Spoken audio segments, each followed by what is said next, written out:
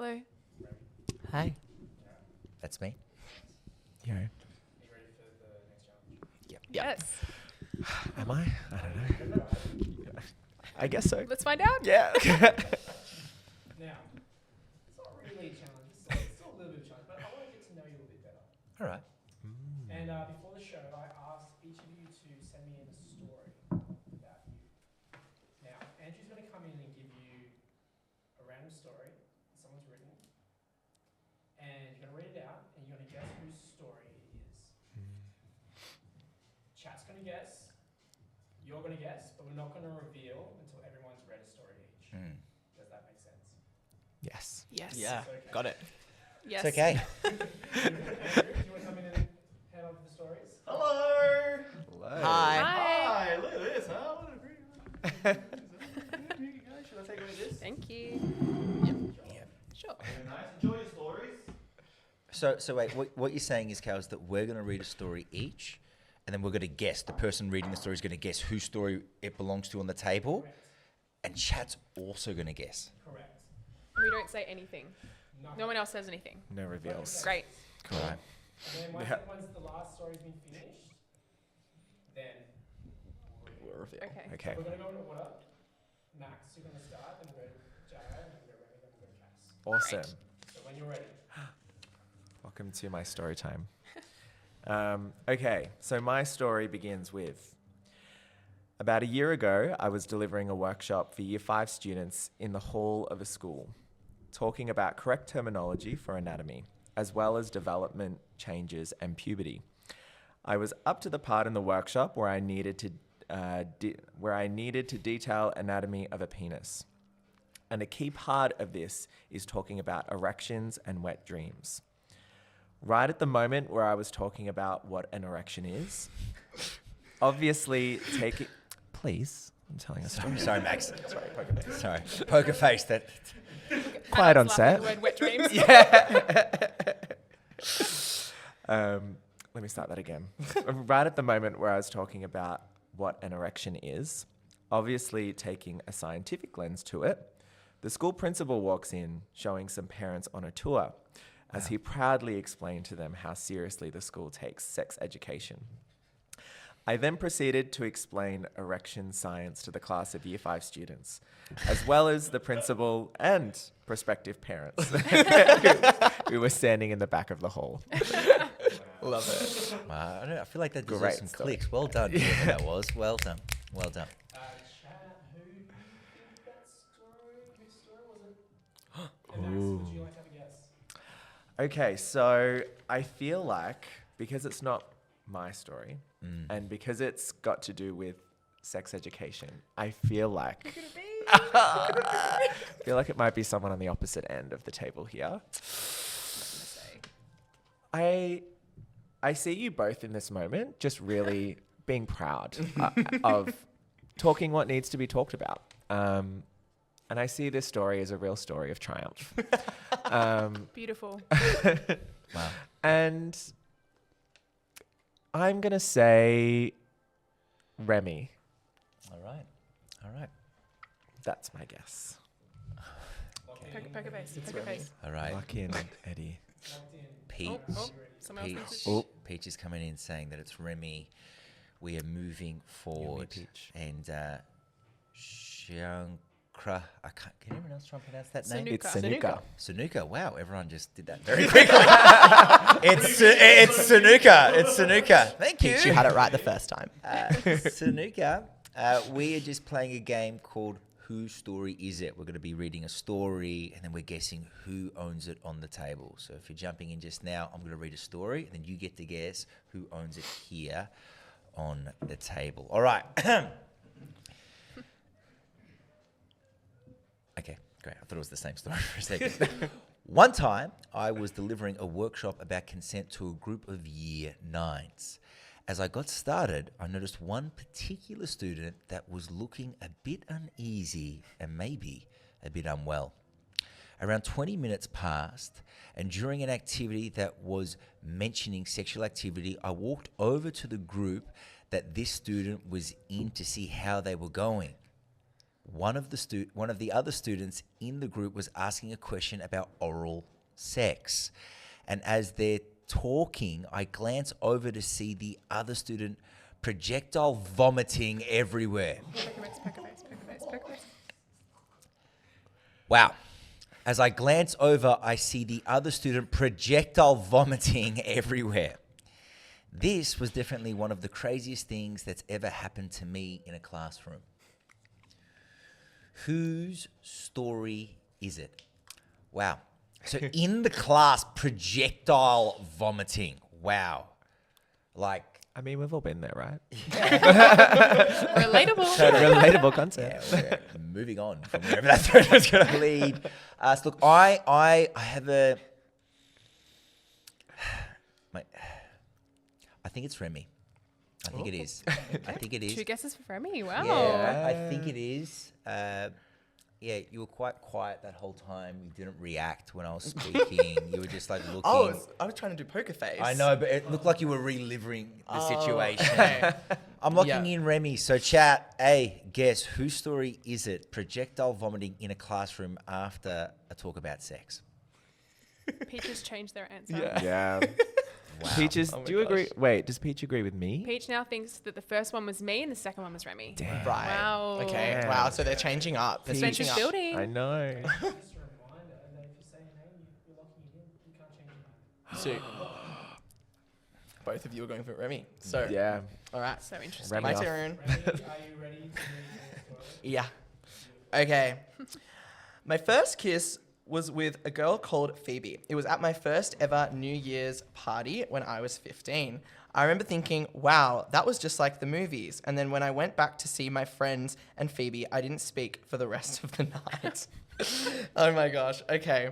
Well. What was that?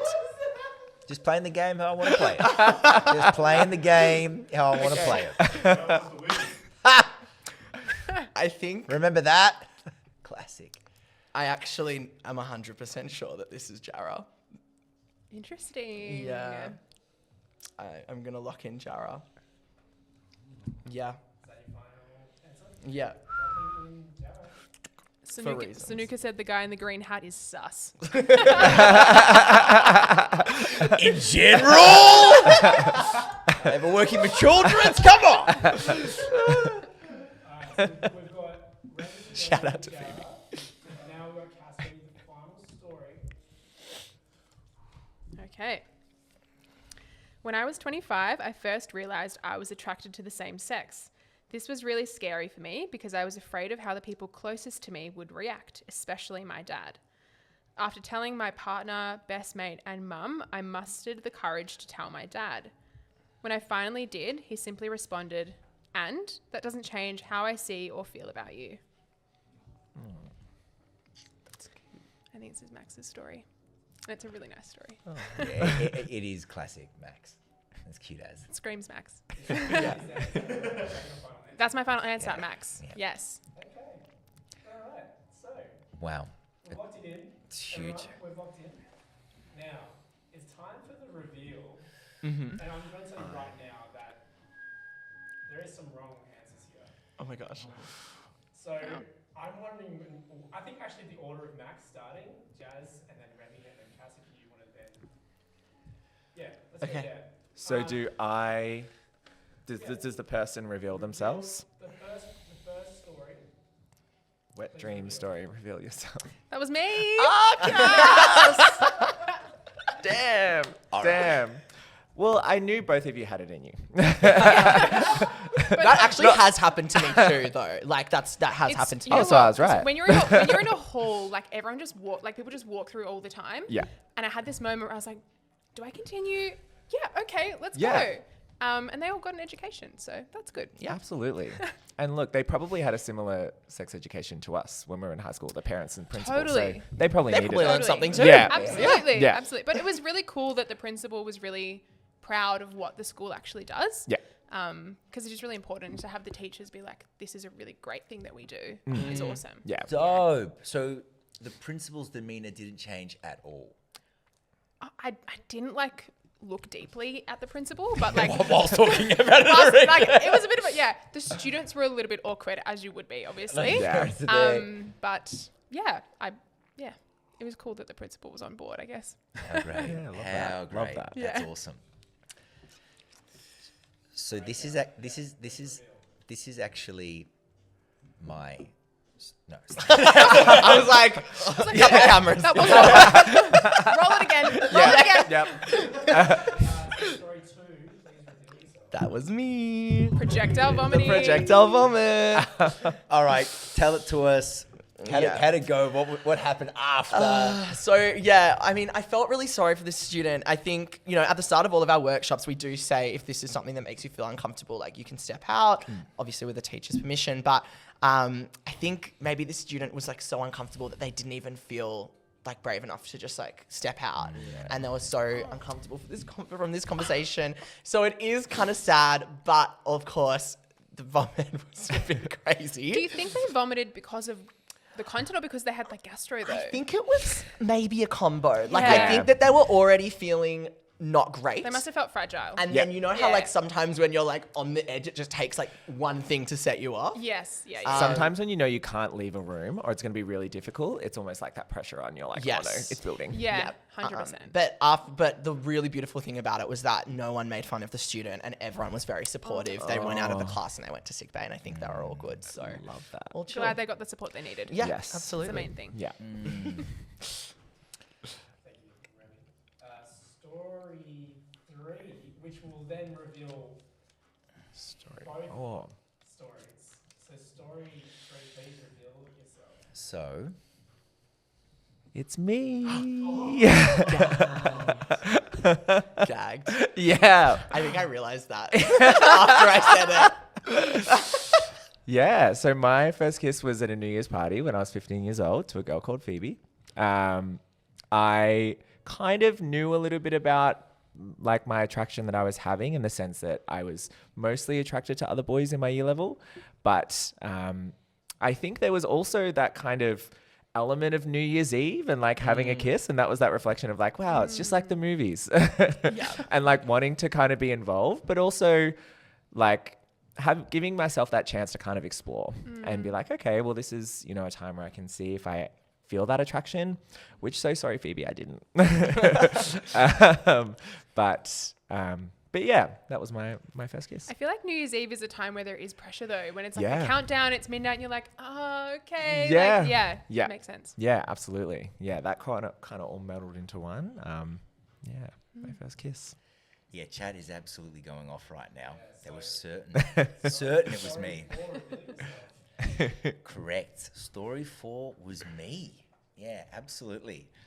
It was such an interesting time for me because when I was growing up as a classic Italian boy, I took a lot of time to get ready and I really took my appearance so seriously. Nothing has changed today. I really care about that. And I used to think every now and again that joke would come out in a really shitty sort of way between the boys and whatnot. Anyway, it didn't resonate back then. My sexuality was hetero. And when I was 25, there was just this moment and I was like, I feel weird. Like, what else is happening here?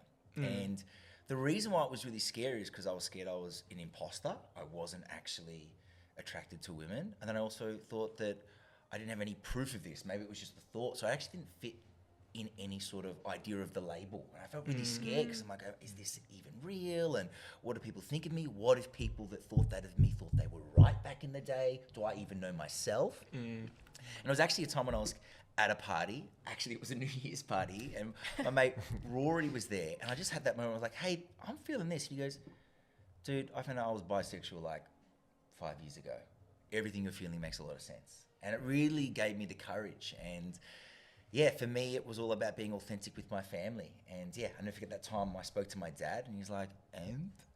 Like, That's really sweet. That's nice. Yeah. That's so good. he said that, my brother said that, everyone said that. They're like, yeah, cool. And to be honest, it was a moment where I also checked my privilege again because I was like, wow, look at all the efforts people who it was illegal to be gay once upon a time, to make it so normalized that my biggest thing was telling my dad, not being scared that I was going to get arrested for that as well. And yeah, it's such a cool thing that I get to add to who I am and extend on that. And so, yeah, story 4 is my own. Love it. Thanks for sharing, everyone. Yeah. Yeah. Absolutely. That was fun knowing all the stories as well. Yeah, true. I just want to like pull on a thread, considering that we're here talking about consent. I think what happens a lot in relationship is we find ourselves in scenarios where we think we have to be in it, and we stay in it when we don't want to. And that's what I heard with that. Yeah, you know? yeah. He felt like he had to be in that class. Yeah. It was sex ed. He was meant to be doing that. And he didn't feel like he could actually say, hey, I need to leave. Yeah, absolutely. And this happens in relationships as well. Like you're with someone, maybe your partner, and they want to kiss you or advance on you in some sort of way. And there's this feeling of like, this doesn't feel right. I don't want to be here. And I don't feel like I can exit the scenario. Yeah. And like that's why I chose that story, because it's an example of how affirmative consent is really important. A lot of the time growing up, we're taught that no means no. But that assumes that you have the confidence and the space and the comfortability to speak up, to say no. Yeah. Whereas affirmative consent is more about yes means yes. So the question needs to be asked before. So when it comes to relationships, giving that space for communication and asking that question every single time prior to sexual activity is really important in making sure that people are feeling comfortable, because we know that humans will just go along with something for fear of not offending the other person, worried about their reaction, don't want to let them down. So that's why that kind of affirmative consent is really important. Even like not wanting to be embarrassed in front of their friends. Like there's so much pressure on people, especially young boys and men, to like chase sex and like have sexual experiences, sometimes even when they're not ready, because that's what's expected as a young man. And then as a result, young girls are pressured into having sexual experiences, and it just peer pressure just has this kind of spiral effect on young people. Maybe New Year's Eve is the time where it happens more. I don't know. No, it is. Or even just that expectation of like having those feelings, because if you look into like the asexual community or aromantic, like, different types of attraction can be experienced in different ways. Yep. So it's not necessarily going to be the same as everyone's, but there can be that pressure that makes you feel like you should be having those feelings. And there was that anonymous question before of like, how do I show love to a partner? How you show love to a partner or somebody that you're intimate with, if you see that they're uncomfortable, like Remy did see that boy, it's like, cool, something's not up. They're saying yes, but their body is saying no. They're looking at the ground. They're not in eye contact. And that's when you get to re-ask the question that you were asking and just check in with them. Do you need some space? Do you need some time? Just to make it not a guess and lead them into something where they don't feel comfortable. Absolutely. Nice. Okay.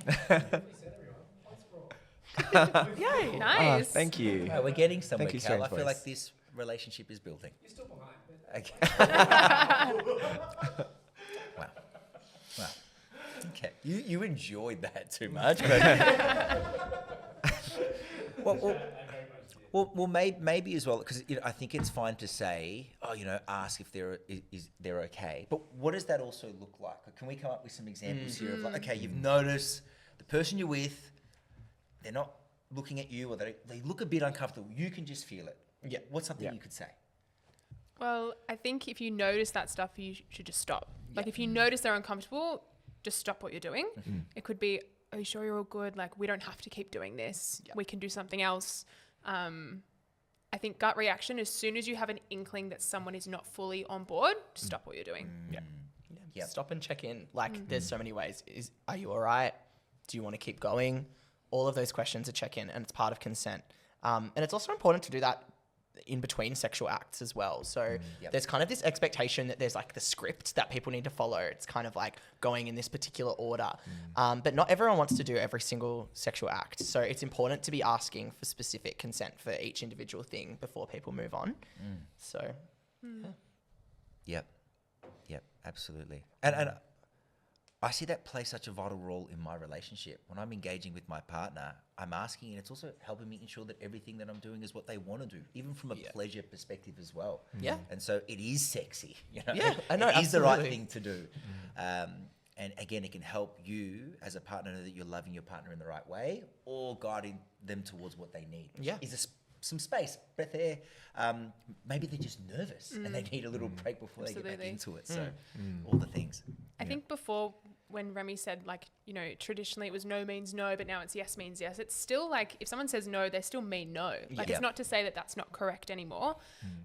But ongoing consent and continuously asking and checking in with a partner means that they then have the space and opportunity to actually say how they're feeling. And part of affirmative consent is that if someone can't say no without the fear of being like their partner getting angry or the fear of their partner retaliating, then they can't say yes safely. Like, their yes is not valid if they can't freely say no. Yeah. Yeah. And consent also coming in like the realm of like information. Like if someone's sharing their own experiences or identity with you, and you might check in and say, oh, you're comfortable me kind of sharing this information or talking about this in front of other people. It's maybe again that you see someone who's maybe feeling a little bit uncomfortable with their experiences being discussed. It's kind of again that check-in moment of being like, oh, you know, obviously you don't want to talk about experiences that aren't your own in a space that, you know, doesn't feel right or comfortable. But yeah, important to continue to check in about that and make sure that that's something that someone feels comfortable with, but if they feel different in different spaces. That's so valuable, both from a perspective of being there for a friend, but also practicing this. I think sometimes it's like, when am I going to practice this? What if I haven't had sex? I haven't had a partner. Yeah. Everyone else is having that. How do I start practicing consent? And we can do it in our relationships. If a friend shares a secret with you, even asking if you can chat about it to them. We say a lot at the Man Cave, if somebody shares something heavy with you, don't just start speaking about it again next time you see them. Say, hey, are you still all good with that? Do you want to have a chat with that? And even with other people in your life, if somebody is doing something that you don't like, calling you a name that you don't appreciate, say, hey, I don't like that. I'd appreciate if you stop. This is when we can start to build that muscle of asking for what we want, for what we want to consent to, and also checking with other people. Do you actually want to come to the party tonight or not? And giving them the chance to answer from a consensual space where they feel safe enough to say yes. Absolutely. Like, affirmative consent is the law in Victoria. It's a legal model. And obviously for sexual activity, having consent is the law. But consent isn't only for sexual activity. It's for everything in life. And it's really just about respecting people's boundaries, their wants, their values, and what they're comfortable and not comfortable with. It's really simple. Yeah. And McCall Nikki, welcome, by the way, to the chat. It's good to see you here, is jumping in with their own experience. Last night, I went to a work party and everyone was trying to peer pressure me into drinking alcohol. I said no so many times and they were so persistent. It got to a point where my friend Kay came over and sat with me because he saw that I was uncomfortable. Shout out to Kay. Well, there you go. Yeah. There you And go. like that also speaks to, like, in Australia, this kind of crazy drinking culture that we have, where it's kind of viewed as like rude if you don't like have a drink. But you know, it's so fine. And yeah, this peer pressure is insane. And I think what that person did is perfect, removing themselves from that situation, knowing what they needed in order to like take a deep breath, calm down, and then they could probably resume with the party. That's an awesome thing that they did. Absolutely. And that's you being an ally in every sort of way. Like, is one of your friends feeling peer pressured, like they have to have sex like everyone else? Like, that was my first time experience. All my brothers had sex at 16. So in my head, if I were to be a man in my family, I have sex at 16. And I didn't enjoy the experience and it wasn't authentic for me. And it was because I felt this pressure to do something to fit in. Yeah. And I wish one of my freaking brothers said, hey, that doesn't matter. Yeah. Like, it actually doesn't matter. And I'm telling you right now, 32-year-old Jazz, it doesn't matter. And I would rather have done it at a time where it felt right for me, not right for everyone else. Absolutely. I think a really cool part of that story that it's important to talk about is the role of the friend in that situation. So obviously peer pressure is something that everyone feels at some point in their life about anything. Like, wanting to fit in with their friends is so normal. And a lot of people are bystanders and they watch that happen and they watch peer pressure play out. But what this friend did was kind of be more of an upstander and let their friend know that, hey, like, it's okay to say no. And I think that role, not just as bystander, but upstander, is a really important role to play. Yeah. Taking notes on that one. Upstander. That is awesome. That is awesome. So, you know, I would say points for all. I would say personally, I think we all deserve points. not gonna Plenty like of points. I told you, I said you can't give out the points. Sorry, that was a boundary of yours, and I should have respected that. How Yeah. many marks all the points you had there? Wow. So I'm on. Sorry, dude. That's all right. That's all right. I did tell you. That's all right. Can I just jump in and say something to chat? Hey, chat, if you've heard this before, awesome. But if you haven't, how cool. I want to make sure that you understand that we think of the Man Cave on Twitch as practice for us to have conversations we want to have out there in the real world. So if this has interested you or you feel like you've learned some things, pass it on to your mates. Like bring it up with them so they can also learn through you. And epic motivational speaker that I really look up to, Jimmy Quick, says when you teach something, you get to learn it twice. And so this helps like ensure that you've actually heard it, but you've also embodied it by passing it on to somebody else. Thanks, Andrew. That's all I have.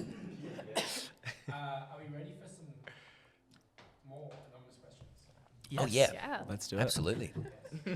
Yes. Yes.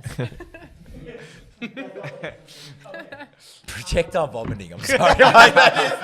Unbelievable. When that story was read out, I actually felt chills. Oh my Yeah. God. I'd have to leave the room if that happened to me. Like, I actually would have to leave the room.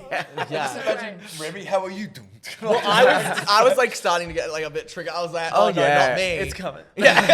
Chain reaction. Everyone's throwing up. Sorry. Friendship wins again. The question is, the idea of consent makes me nervous. I don't want to get it wrong. Help. I think that there's like a lot of ways that people can give consent, and it's so fair that makes people nervous. I think sometimes when we speak about consent, a lot of the time the focus can be on the legal aspect, which is obviously very important for young people to understand. But in reality, consent is all about making people feel comfortable. So you want to think about as well the people's feelings. And sometimes if you're thinking about the legal aspect, that might be like daunting. But in reality, all someone has to think about is what can I do to make this person feel comfortable? And there's so many different ways to give consent. I mean, we've spoken about a few ways that people can do that verbally. We've also spoken about non-verbal cues, which are really important with consent as well. So yeah, it makes sense that it would be daunting, but I think focusing on that specific situation and what you can do to make that specific person feel comfortable can help with that. Yeah, because that's the thing is like you might feel nervous about it, but when you really break it down, you're just making sure that the person that you're speaking with or that you're doing something with feels comfortable and feels supported and cared by you. So it's like when you think about that, it hopefully will break away that nerve of being like, oh, I'm not sure what they're going to say. It's like, no, I'm centering them and I'm making sure that they feel good. So that can, hopefully maybe break a little bit of barriers. It is a really good thing that this young person's thinking about how can I like seek consent? What can I actually do? Like, it's a really good thing to think about.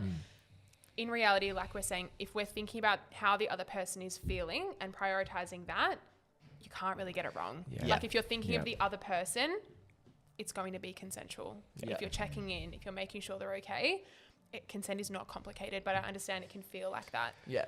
Yeah. Sometimes people think that it has to be this like sit down kind of awkward conversation. Maybe that's Like, what some of the a hey, consent? Yeah, do Great. you consent? Awesome. Cool. Let's go. Yeah. Yes. which is fair because that's kind of how a lot of people I love speak that. about it, but it's not, doesn't have to be that way. Doesn't have to be Yeah. so artificial and weird.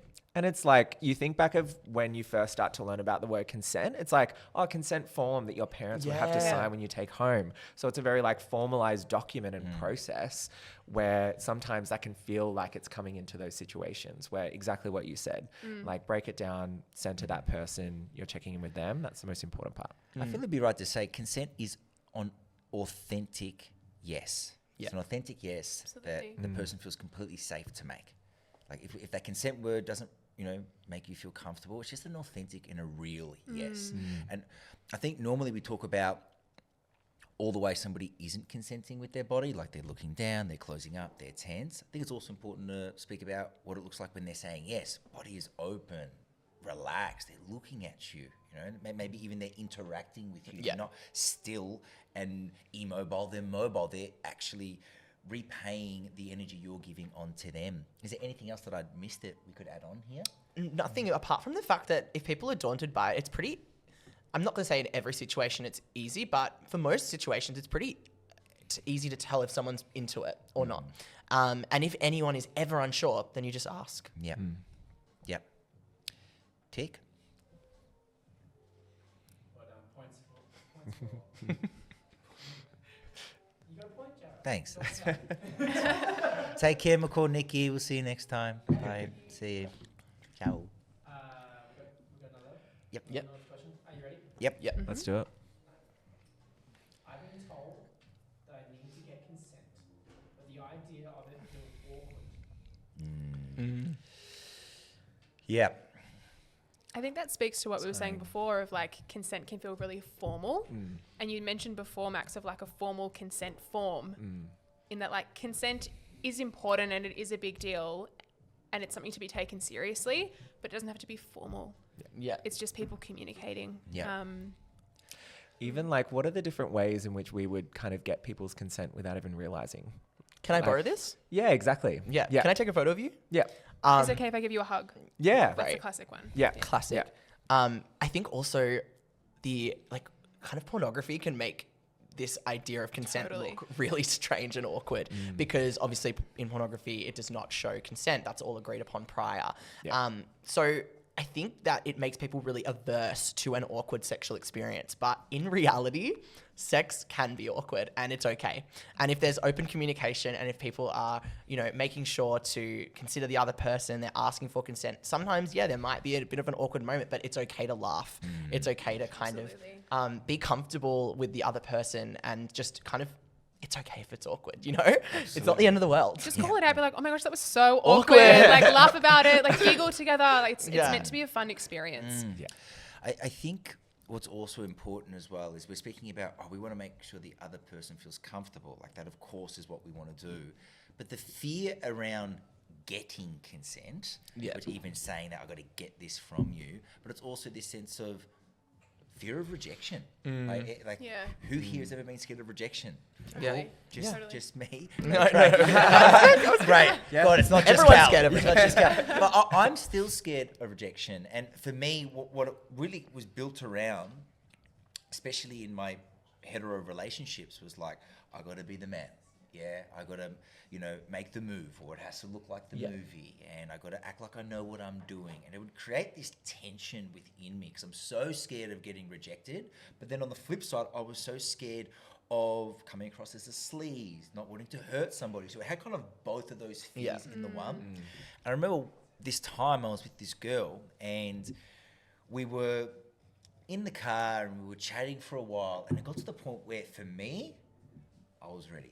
I wanted to kiss her, and I felt it. I felt like, for me, it was an absolute authentic yes. Like my body had opened up. I'm looking into her eyes. I'm looking at her lips. I'm like, all right.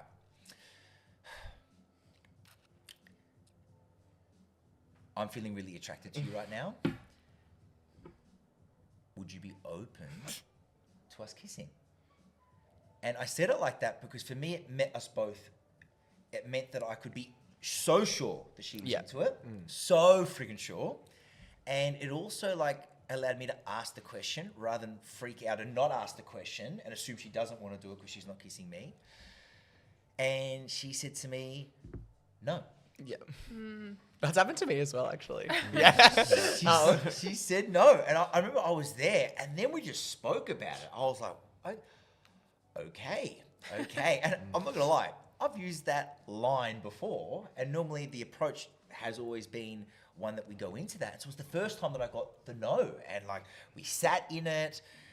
She's like, "How do you feel?" I go, "I feel interesting." Yeah.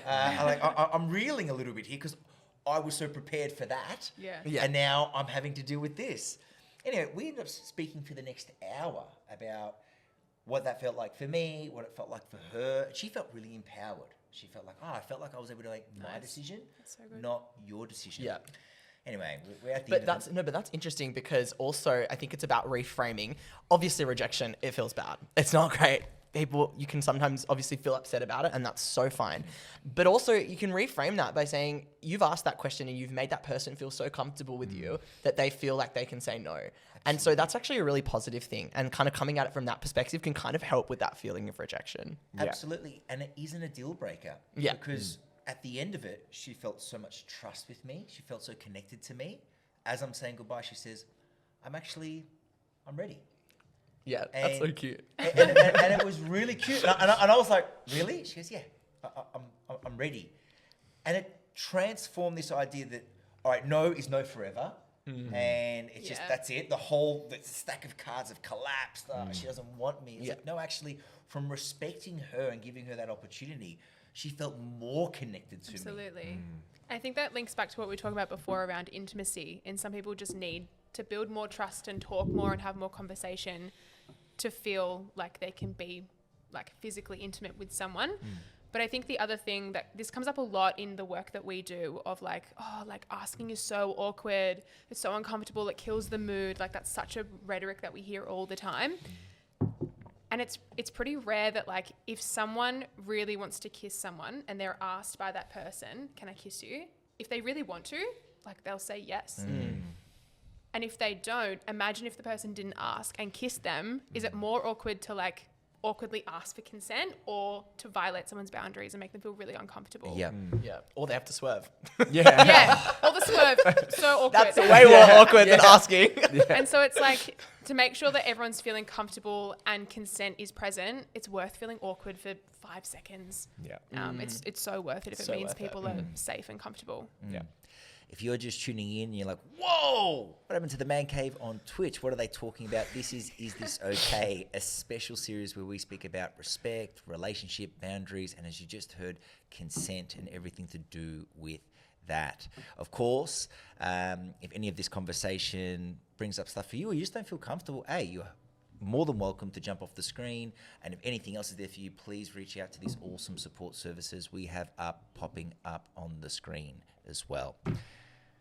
We are now playing anonymous questions. Is that correct, Cal? We're still rolling on with that. Hey, Cal. If you're also just tuning in, me and Cal have somehow got a beef going on right now. They're fighting a little bit.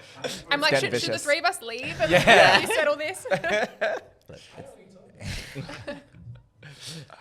Next question.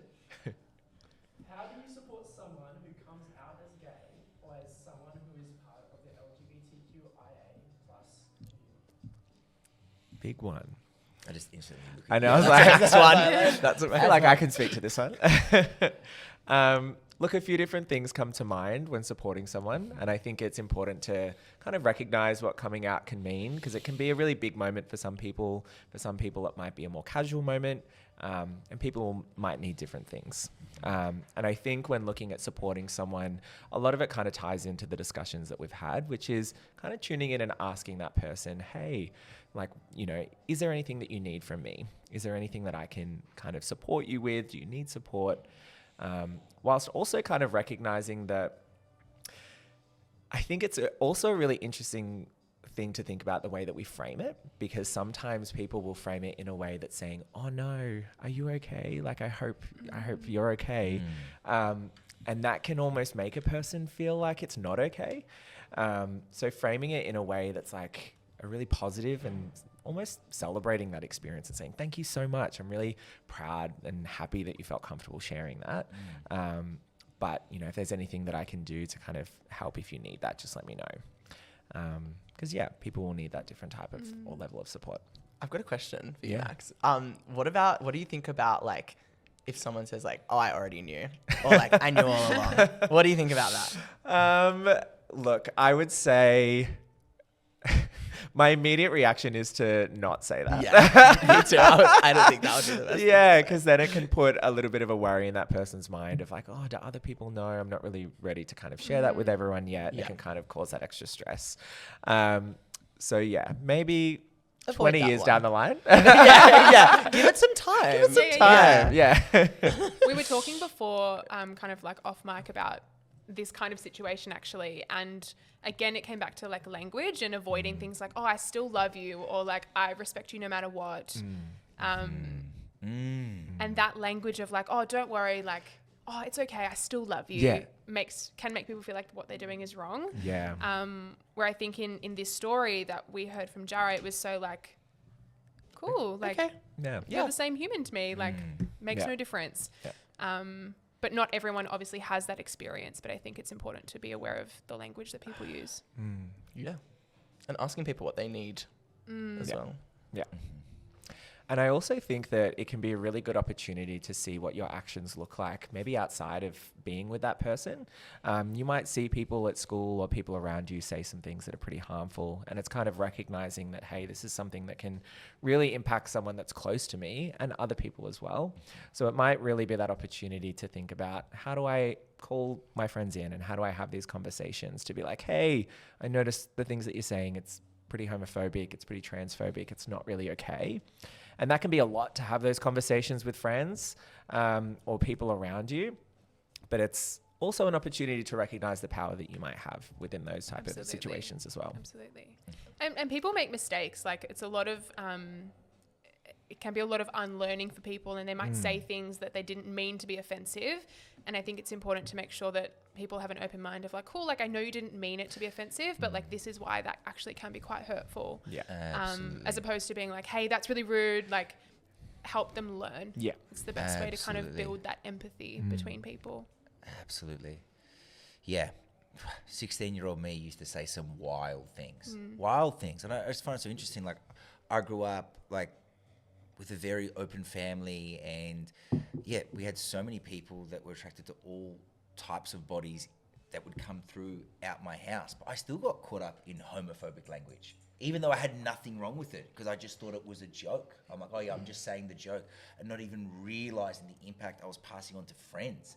And then, you know, calm as it was, I'm like, oh no, I understand how much this can hurt, especially when it's has to do, you know, the common one that I've gotten when I've been in a workshop teaching and facilitating, or even with a mate, it's like, oh, I don't mean it that way. I'm like, if you're using that in a way that is negative towards something, like this is gay, I'm like, but it's a broken chair, then it means that if I think that, but you know, then I think that if I'm gay, I'm broken. Like this is the reason why. You might not mean it in that way, but you are actually putting it in a way that, yeah, is negative. Yeah. And therefore people can attach to it in that. And that's why I think coming into it, like, hey, do you realize what you're doing here? Do you realize the connotation you're attaching to this language, whether it's speaking about a woman or anyone from any gender, any race, whatever it is, it's making it negative, therefore it's wrong. Yeah. That's why encouraging empathy is so important. Putting yourself in other people's shoes. Like, how would that person feel? How would a closeted gay person feel hearing, like, their friends chatting about how something that is like an inanimate object is gay? So, yeah, kind of just putting yourself in the shoes of other people. I think it also relates back to consent and like people making jokes about different people's like sexual choices or their sexual experiences, or even jokes about like sexual violence. And like, oh, I only meant it as a joke, but like if it's people's lives, it's not something to joke about. No. And thinking about, like Remy was saying, the impact of what that would have on someone who maybe has never shared their experience, and hearing these jokes probably won't make them want to actually talk about how they're really feeling. And if it's your mate that's saying it, you are the best person to educate them in that moment. And it's probably the hardest one. Like when I've had to educate mates and whatnot, as I've woken up to this understanding, it's like, no, bro, you know. I'm like, yeah, but actually, this is awkward for me to say because I know you don't mean it that way. But actually, this is how it's coming across, and this is the impact of that. What's the best way to do that, do you think? Like, do you think if someone makes a joke, do you call that out in front of, you know, a big group of friends? Do you pull them aside afterwards? What's the best way? So it depends. You know, I'm 32 and I've had that conversation quite a few times. And so I do feel comfortable saying, hey, like, when you said this, like, what did you mean by that? Like, that's the first thing I say. And it happened to me one time. I was having a coffee with this dude and he was speaking and he dropped something saying, oh, yeah, that was gay. And I was like, oh. I was like, okay. And I'm in an empowered position because I know also I'm a man in this scenario, and I also present as a hetero dude as well. So I also have to check that privilege. But I just said, hey, I noticed that you said that. What did you mean by that? He goes, oh, you know, it's just a joke. I'm like, really? But it was a negative connotation when you said that. Yep. And he goes, no. And I'm like, no. I'm happy to hear you out. And it was actually really powerful for him because he was like, no, it's just a joke. I'm like, let me break it down for you. When you're using it in that negative connotation, you're saying that is then bad. Yeah. And let me tell you something else. I'm a bisexual man. And if I didn't have the space and the skill set to break this down with you, I might not talk to you again. Yeah. I might actually close down this relationship. Yeah. And in that moment, he felt seen. He felt stupid. Yeah. Yeah, that's But okay. he was like, oh, I'm wrong. But then also, I never actually saw it that way. Yeah. In other scenarios, in groups as well, sometimes I have to be a bit more abrupt. Yeah. Like, hey, dude, that's not on with me. Yeah. Like the way you're speaking right now, it's not resonating. And I just want to just say it because I feel uncomfortable. Yeah. And some people, because they're scared of confrontation themselves, like, oh, sorry, Yeah. what did I say? And it completely de-escalates. And others, sometimes we have to continue that conversation. I love that you said, the first thing that you said was like, what do you mean by that? Yeah. Because I think a lot of the time when people are saying something that's homophobic, sexist, whatever it might be, they don't necessarily realize what they're saying. Yeah. And so if it's a joke, you can kind of say, oh, I didn't find that funny. Like, can you explain the does that joke? mean? And when they have to kind of explain it, sometimes themselves, they can come to that conclusion of like, oh, like maybe that was like not a good thing to say. Yeah. You know, so I think that starting off with what they actually mean by it and getting them to break it down can kind of get them to see themselves how that might be problematic. And for you, the person who's asking, maybe how they respond will show you whether it's safe to further engage in the conversation. Like maybe you feel unsafe. Maybe they come across with they're really homophobic. Yeah. And that's not safe for you to actually teach them a lesson in that moment, and you can accept and move away. Like, still remember, it is hard saying things in those scenarios, and so that, verifying question of like, cool, okay, this is safe for me to proceed in educating this person. Absolutely. Yeah. Yeah. And also recognizing the environment that you're having that conversation in and who's around you as well. If you do notice that it is getting to that point where maybe more harmful things are going to be said, shutting it down might be better than having that conversation then and Yeah. there. Something we talk about a lot at Elephant is the idea of like planting seeds. And so even in those conversations, if someone says something that's discriminatory in whatever way, and someone goes, hey, like that's not on, like you shouldn't say that stuff. If they then get defensive and maybe I walk away because I'm like, cool, like I'm actually not going to have this conversation with you. Who knows? Maybe 6 months later, that person's actually done reflecting on that moment. But in the moment they felt really like triggered or attacked or whatever it might be. And so you never know that in the moment, even if things didn't go well or to plan, that maybe down the line it actually made them think about things. But they would, people have egos. People don't want to be wrong. They hate being told that they're wrong. And maybe they just needed to think in private about what they were saying. Yeah. Love that. We've got one more anonymous question to wrap things up. Can someone give consent if they're under the influence of alcohol? Great question. And I know this came up earlier. Someone mentioned like peer pressure to drink at a party. I'm going to start with perhaps the legal answer, and then we can talk a little bit more about like the nuances. So the law, it has a little bit of a grey area in this. It does say that if someone is so intoxicated with alcohol or drugs, they cannot legally give consent. Or if they do give consent, it's not legally valid. What it doesn't actually say is how much alcohol is too much, because everyone's going to be different. Some people might have one standard drink and not be able to give consent. They're not coherent. They can't understand what they're consenting to. Some people, that might be 3 standard drinks. It's going to really depend on the person.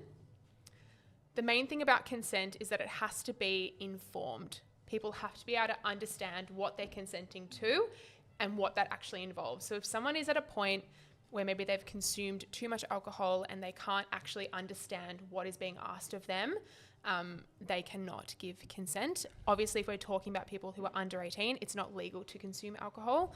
So this is obviously important. If anyone was going to be consuming alcohol under the age of 18, which we know is against the law, that they also understand that consent and alcohol are not a good combination.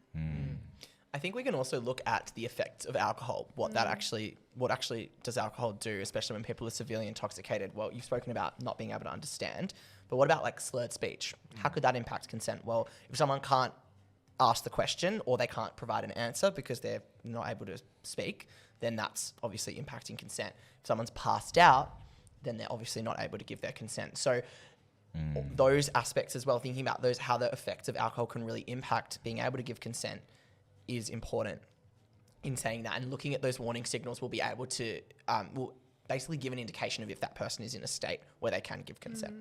Absolutely. Well, alcohol is shutting off your prefrontal cortex, which is your decision-making machine in your brain. And the reason why this is hella important is that if you do get yourself in a scenario and that person said, oh, I didn't mean that, well, they actually weren't clearly thinking. That's like literally what's happening. It's being shut off. They're not clearly thinking, and they've made a decision that they regret because they weren't in the right position to make that decision. Yeah. And so again, to be a good partner or somebody that they're connecting to in an intimate way, if they're too drunk or if they're slurring their speech or if they're just not in the right position to make that decision clearly, then the answer is no for you. Yeah. And that's protecting yourself because you don't want to be in a scenario. I don't want to be in a scenario where the next day it's like, oh, I didn't mean that. I'm like, oh no, I've really hurt someone I care about. Yep. It's Something- also, sorry. Yeah, you go. Something we talk about a lot with young people and with adults as well is that it's really important to have a sober person at a party. Someone who is responsible, who, if something does happen for whatever reason, they have a clear head, they're totally sober, and they can support people who maybe, are under the influence of alcohol and are experiencing symptoms, like side effects. So making sure people are in a safe environment as well, not near water, not near fire pits, that kind of stuff. Really, really safe environment with safe people around. And if people are maybe experimenting with alcohol, knowing that there are trusted adults around and that trusted adults know what is happening. Because a lot of young people are fearful that, I'll get in trouble, my parents will be really mad. But safety is more important than getting in trouble. Yeah. Like I'm sure we'd all agree we'd rather our friends be really safe and in good health than potentially getting into a little bit of trouble. Yeah. And there's one more spicy question that we get a lot when we talk about consent and alcohol, which is what happens if both people are intoxicated? And I think that question is obviously a situation that happens when people are going to parties and things like that. What we like to say is that you want to think about it from the perspective of, obviously there's the legal aspect that Cass spoke about, but also the perspective of that, of the person involved. How would it feel to kind of wake up the next morning, not really knowing what's going on? Maybe they've got a bit of a fuzzy memory. So we like to encourage people that if they are going to consume alcohol and both people are intoxicated, maybe they make the decision to go home together, but not participate in sexual activity. There's always the next morning. And so kind of considering that, like, maybe they can make that choice because they both know, they both don't want each other to wake up feeling like something's happened, you know? So if we were to put everything you've said in a couple of sentences, what would that look like? Not for the whole stream, but just for I that. was like, The entire stream? an hour and a No, half just- for one top point. Just for that question, just there, just so like the headlines, in case it went over anyone's head in the chat. Yeah, for sure. I think the key takeaways are, number one, making sure people are in really safe environments with trusted adults if they are going to be consuming alcohol. Number two is that if someone has had alcohol, they cannot give consent for sexual activity, and everyone's boundaries need to be respected. Yeah. And it's fine to wait. Bada bing, Full stop. bada boom. Yeah, period. You're doing so well. Thank It's you. that time of the stream where we say goodbye. But before we say goodbye, two announcements. One will be the best on the ground. I forgot we were doing that. Me too. I totally I forgot. didn't. Chat, I if didn't. you're there, who was best on ground? Was it Max? Was it Jack? I feel like we have Yes. to clap. Like, it's Yes. silent. Was it Remy? Yeah. Wow. Wow, my guy. Whoever you are, my guy, that really hurts. That really hurts. Not my guy. It's going to itch in my No eye. punctuation. Yeah. Wow. Straight up. Yeah, Jared. Well, Lower So, case. so Yeah. honest. I'm glad. Yeah. I'm glad we cool. got that out of the way. I was so worried and hopeful. So worried and hopeful. It has been an awesome conversation, though. It's been really great. So whoever wins, I feel like you won for the team. It was a group effort. Absolutely. Yeah, Absolutely. Yeah. No, it was definitely team vibes, but such an important one. Again, with that alcohol as well. Like, it's really important to note Yep. that. It was such a, I didn't even think about that conversation coming in here. And so I'm so glad you both really clearly made me understand it as well. And I love that reflection of, like, it can wait. Like, Yeah. the effects of alcohol may take place, but they're not going to be forever. Totally. So knowing that can be, it might seem like there is no other option. Yes, there is. You can watch a movie. Yeah, exactly. Get some Go- food. go eat Oh, some toast. get some Yeah. food. Yeah. Yes. We know a good sandwich shop. Yeah. Yes. Results are in. Yeah, nice. All right. Before we get to that, we're going to announce today's winner on chat. We're going to go to fun spin, the wheels spinny fun time. So if you don't know what the Willy Spin fun feel like I time need to is, Whoa. if you put your name or I'm any sort sorry. of reflection in the It's fine. chat, Covered. Yeah.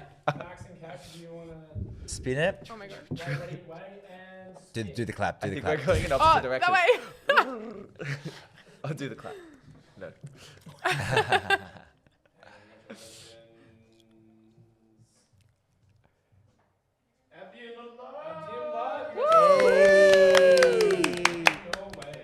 Congrats.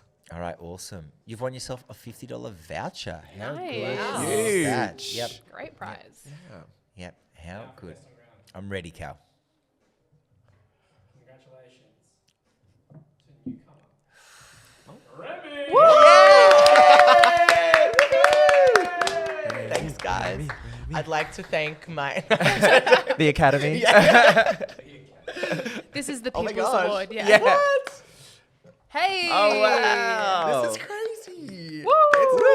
Is this okay? Don't need to ask for consent anymore. Just Yeah. Just pulls it out. What up? Any words, Remy? How you feeling? thank you so much. I don't know how that worked. Don't know how the point system worked, but this was an awesome conversation, and thank you so much for having me on. I hope that this cleared up some stuff for anyone that was watching. But yeah, really appreciate it. Thanks, everyone. Well deserved. Yeah, very well deserved. Absolutely deserved. Yeah, I just want to say from a man cave perspective, thank you, Elephant Ed, for coming on here, and as always, just like cutting through any fog and saying this is the law and this is what it looks like in an everyday scenario.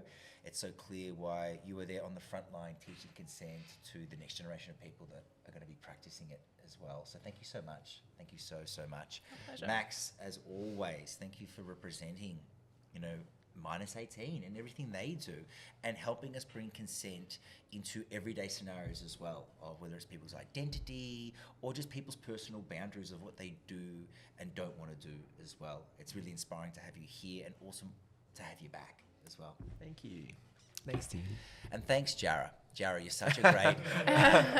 No, but thank you everyone here in chat for participating in this. As I said before, I didn't get this sort of education or was able to have this sort of conversation with adults in my life. So if you learned anything today, how good is that?